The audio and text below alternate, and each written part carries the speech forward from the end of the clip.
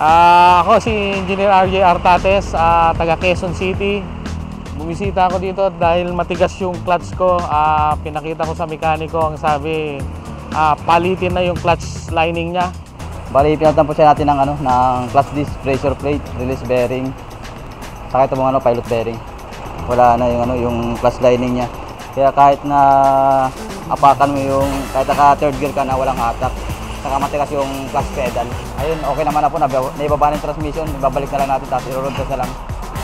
Third time ko na to pumunta sa kanila. So sa Facebook ko lang din nakita. Okay naman yung mga feedback dun sa Facebook. So dito ako ayos.